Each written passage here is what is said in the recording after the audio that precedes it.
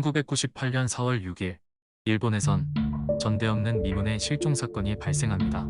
실종자의 이름은 나카무라 미나코이며 그녀는 니가타현 나가오카시에 살던 여성이었습니다.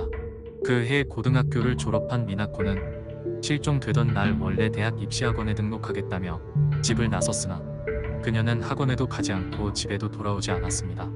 가족들이 집에 와서 다시 그녀의 흔적을 찾다가 그녀가 입시학원 등록비로 쓰기로 한 50만엔 중 3만엔만 빌려가겠다고 메모를 남긴 것은 찾아내었지만 그녀가 원래의 목적지인 학원으로 가지 않고 왜 행방이 묘연해졌는지에 대한 증거는 그 누구도 찾지 못했습니다. 일본 경찰은 수사 중 미나코가 실종되기 약 9일 전인 3월 25일에 그녀의 이름으로 여권을 신청했다는 사실을 밝혀냈습니다. 신청된 여권은 그녀가 실종되기 사흘 전인 4월 3일 발급된 걸로 드러났습니다. 하지만 그녀의 가족들은 미나코가 여권을 발급했다는 사실을 전혀 알지 못했다고 말했으며 여행을 가려고 한 흔적도 없었다고 말했습니다. 거기다가 이상한 건 그녀가 당시 살고 있던 나가오카시에서도 여권을 발급받을 수 있었지만 그녀는 굳이 니가타시까지 가서 여권을 발급받은 겁니다.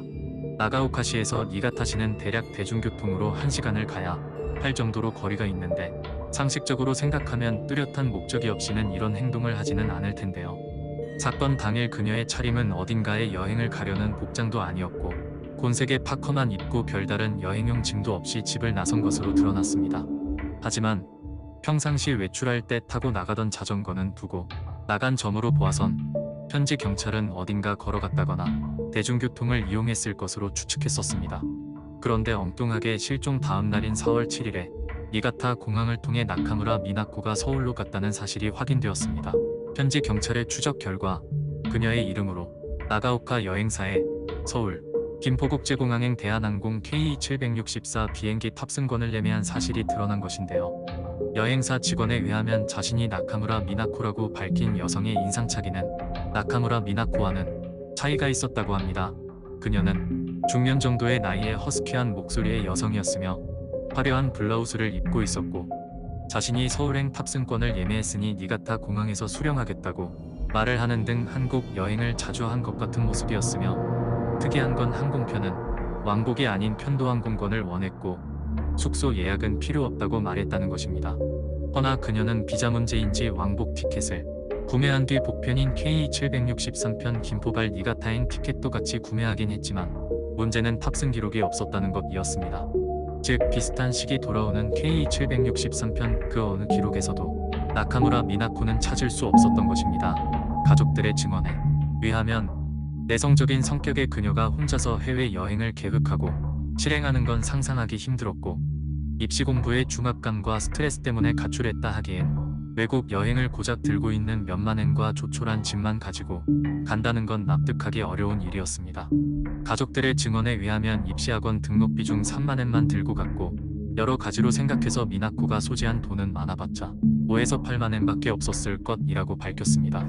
여행사 직원이 증언한 나카무라 미나코의 수상한 인상착의와 해외여행 경험이 전혀 없는 그녀가 갑자기 여행을 여러 번 해봐 익숙한 사람의 행세를 하고 있었다는 점을 미루어 볼 때 과연 그 직원이 본 그녀가 나카무라 미나코가 맞는지에 대해서도 의문점이 커지는 상황에 누군가가 그녀의 이름을 내세워 한국행 비행기 탑승권을 사고 한국에 갔거나 혹은 누군가가 그녀를 한국으로 데리고 갔을 개연성도 충분히 있어 보이는 상황에 어느 단체는 납북 사건일 가능성이 있다며 주장했습니다.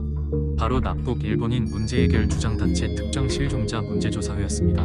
문제조사회 측은 이 사건이 납북 사건과 관련 있을 가능성이 있다며 주장했지만 그들 역시 의문스러운 부분이 있다며 만약 북한이 그녀를 납치한 거라면 왜 굳이 북과 가까운 중국의 베이징이나 다롄이 아닌 대한민국 서울에 입국했냐는 점이었습니다. 실제로 1990년대 중반 한국인의 납북 사건은 대체로 중국 동북 삼성 지역에서 이루어졌었습니다. 그럼에도 굳이 서울까지 가서 납치한다는 건 여간 번거로운 일이 아니었습니다.